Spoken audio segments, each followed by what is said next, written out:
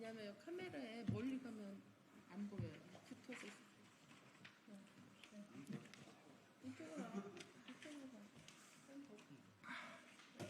카메라 안 나와. 시작할까요? 네네. 네. 안녕하십니까. 저희는 은평갑 청소년위원회와 서울시당 청소년위원회는 박주민 의원실 그리고 강민정 의원실과 함께 당내 청소년을 대변하는 기구로서 학생인권조례 폐지에 대한 규탄 기자회견을 하러 이 자리에 섰습니다. 먼저 참석하신 분들을 소개하겠습니다. 민주당 박주민 의원님 자리하셨습니다. 네. 민주당 강민정 의원님 자리하셨습니다. 은평갑 청소년위원회에서는 신민석 부위원장님 참석하셨습니다.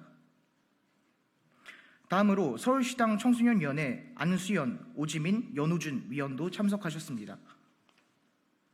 마지막으로 저는 오늘 기자회견 사회를 맡은 은평갑 청소년위원회 위원장 허율입니다. 먼저 박주민 의원님의 모두 발언이 있겠습니다.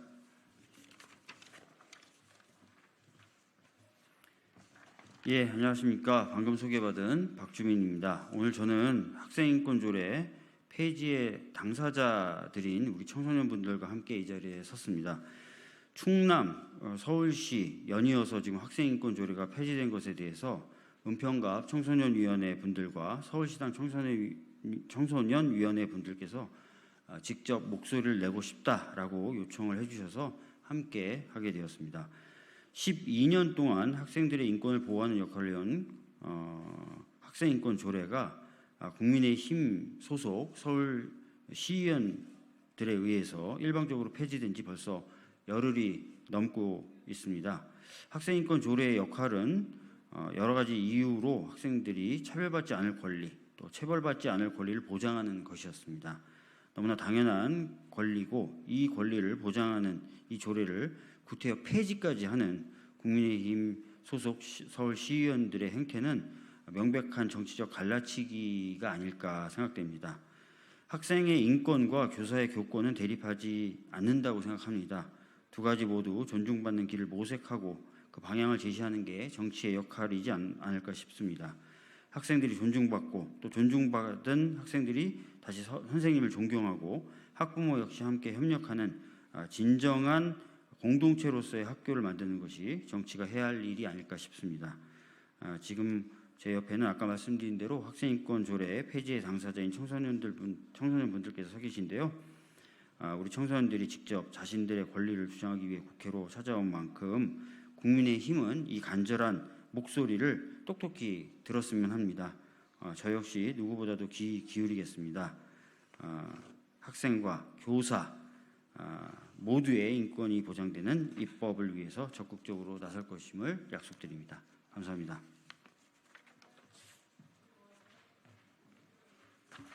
박주민 의원님 감사합니다. 다음은 강민정 의원님께서 발언하시겠습니다. 네, 이제 이 학생인권 조례가 충남에 이어서 서울에서까지 폐지되면서 굉장히 뜨거운 어떤 논란의 한가운데로 들어왔습니다. 지난 5월 2일 날 학생들 당사자가 서울시 의회 앞에서 1박 2일 24시간 학생인권 조례 폐지를 규탄하고 학생인권 조례를 다시 되살려라, 이런 거의 노숙 철야 농성까지 했습니다. 당연히 많은 인권단체와 학부모 단체와 교원 단체들이 농성하고 규탄하는 이 학생 당사자들과 함께 섰습니다. 사실은 우리나라는 1991년에 유엔 아동 권리 협약에 가입한 순간부터 사실은 이게 국내법적 효력을 가질 수밖에 없는 겁니다. 헌법 6조에 의해서 가질 수밖에 없음에도 불구하고 우리 현실이 그것과 너무 많은 괴리가 있었기 때문에 어렵사리 2010년부터 경기도를 시작으로 해서 전국 6군데에서 학생인권 조례가 이제 발의되고 발효되어서 지금 10년이 좀 넘은 그런 역사를 갖게 됐고, 그 덕분에 우리 학교 현장에서 인권 친화적인 문화 이런 것들이 생길 수 있었고, 교육감들은 그 조례를 기초로 해서 인권 친화적인 정책들을 펼칠 수 있었습니다. 선생님들 입장에서는 저도 사실 학교 현장에서 교사로 근무했던 당사자입니다. 불필요한 두발 복장 지도 이런 것 때문에 학생들과 정말 일어나서는 안 되는 어떤 소모적인 갈등이나 이런 것들이 사실상 학교 현장에서 굉장히 많이 제거됐습니다. 이거는 교권과 학생 인권을 마치 제로섬 게임인 것처럼 이렇게 주장하고 있는 윤석열 대통령이나 이주호 교육부 장관을 비롯한 교육부, 그다음에 지금 각 시의회, 국민의힘이 다수를 차지하고 있는 각 시의회에서 학생인권 조례를 폐지하려는 이런 움직임의 논거, 이 논거가 얼마나 잘못된 것인지 잘 보여주는 그런 현실적 사례라고 생각합니다. 실제로 우리 헌재와 그다음에 서울고등법원이나 그다음 대법원이나 이 학생인권 조례를 둘러싼 판결이 2015년부터 계속 있었습니다. 그 판결들의 일관된 공통점은 이것은 학생의 보편적 인권에 관련된 것이다. 그리고 뭔가 이 세상에 없었던 특수한 학생들의 특권을 명시하는 그런 법안이 아니다. 오히려 학생인권 조례를 통해서 학생들이 인권 감수성이 높아지면서 학교 구성원들에 대한 상호 존중에 이런 어떤 배움이 일어나는 걸 촉진하고 민주 시민이 가져야 될 가치관, 올바른 가치관을 갖는데 도움이 되는 법적 장치다. 이런 판결들을 이미 수차례에 걸쳐서 내린 적이 있습니다. 그리고 최근에는 연구 결과도 오늘 아마 기사로 나온 것 같은데 학생인권 조례가 오히려 학생들이 교사의 전문적인 권리, 교육할 권리를 존중하는데 상호 보완적인 관계에 있다는 것을 실증적으로 2만 명 가까운 학생들을 대상으로 실증적 조사를 한 결과, 연구 결과가 발표되기도 했습니다. 존중받아 본 사람이 다른 사람도 존중할 수 있다는 건 너무나 분명한 진리입니다.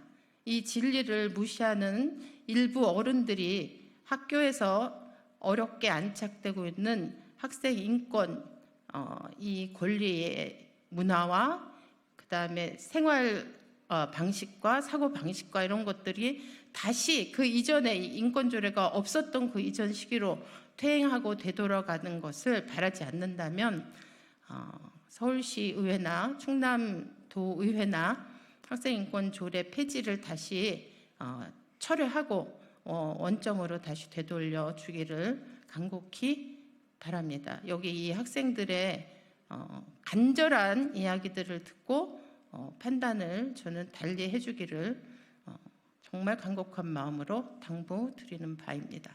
이상입니다.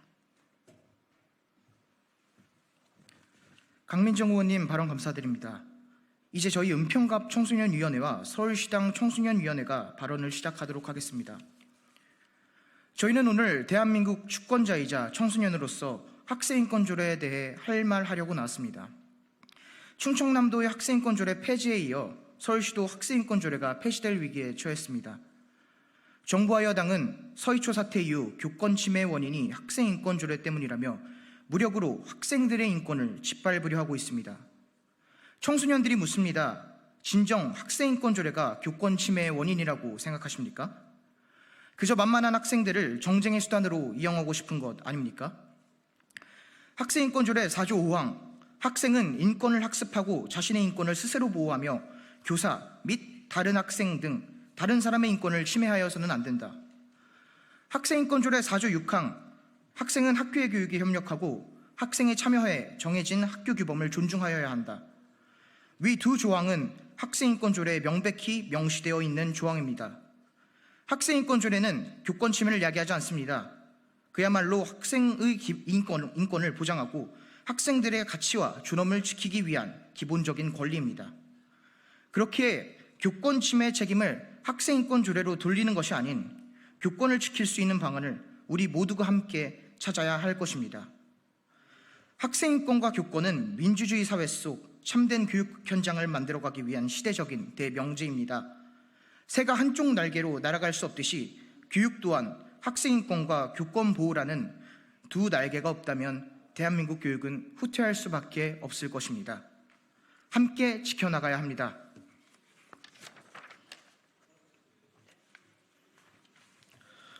지금부터 학생인권조례에서 학생들이 보장받고 있는 권리를 이야기해 드리겠습니다. 첫째, 차별받지 않을 권리. 둘째, 폭력으로부터 자유로울 권리. 셋째, 정규 교과 이외의 교육활동의 자유. 넷째, 사생활의 자유. 다섯째, 양심, 종교의 자유. 여섯 번째, 집회의 자유 및 학생 표현의 자유 보장. 일곱 번째, 소수 학생의 권리 보장.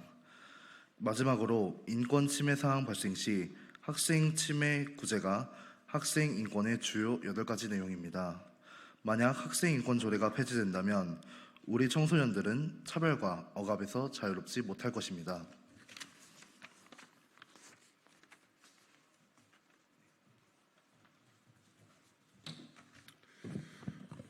현재도 일부 교사들이 자신의 기분에 따라 학생들에게 억울하게 체벌을 행하는 시점에 학생인권조례가 없어진다면 상황은 더욱 악화될 것입니다. 또한 학생인권조례가 폐지되면 OECD 국가 중 학업에 시달리다가 스스로 생을 마감하는 학생 자살률 1위라는 국가에서 우리 학생들에게 강제로 공부를 시킨다면 학생들의 휴식권 보장은 사라지고 이는 곧 우울감 증가와 청소년 자살률 상승으로 이어지게 될 것입니다. 그리고 사생활은 인간으로서 보장받는 기본적 권리입니다. 학생들은 학생인권조례를 통해 학교에서 사생활을 침해받지 않고 존중받을 수 있어야 합니다. 학생도 사람이고 인간인데 학교 선생님에게 사생활까지 감시받아야 하는 것은 말이 되지 않습니다. 넷째, 양심과 종교의 자유는 헌법에서 보장하고 있는 자유입니다. 학생들 또한 종교의 자유가 있고 만약 학교에서 학생들에게 종교를 강요한다면 이는 헌법을 전면적으로 부정할 뿐만 아니라 학생들을 존중하지 않는 처사이기 때문입니다.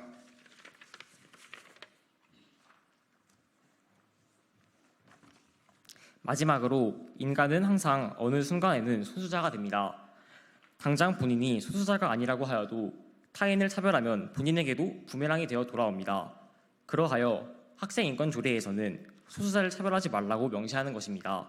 아울러 저는 위의 5가지 이유를 근거로 들어 학생인권조례는 폐지되지 말아야 할 뿐더러 앞으로 국회에서 학생인권법 제정을 통해 학생들의 인권을 보장할 수 있어야 한다고 생각합니다. 학생들의 기본적 권리를 없애고 그것을 정쟁의 수단으로 이용한다는 것은 서울시의 모든 학생들과 나아가 안타깝게 희생당한 서희초 교사분을 모욕하는 행위입니다. 진정 교권을 회복하고 진정한 교육 현장을 회복하기 위해서는 학생인권조례 폐지가 아닌 교권을 지키기 위한 방안 마련입니다.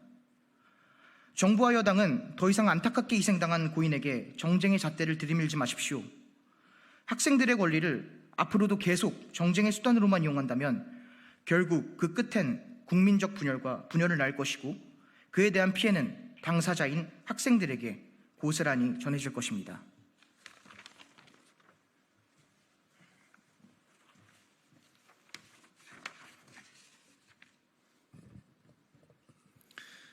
학생들은 규제와 탄압의 대상이 아닙니다. 이 사회를 지탱하고 짊어져 나가야 할 소중한 미래 세대들입니다.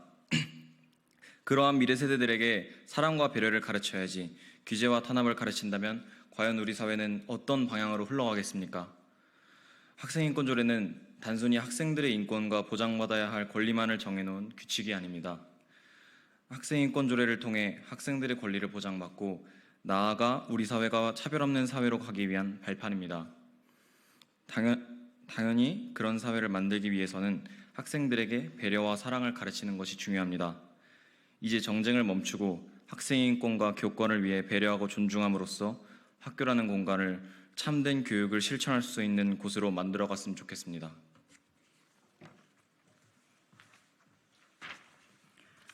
감사합니다.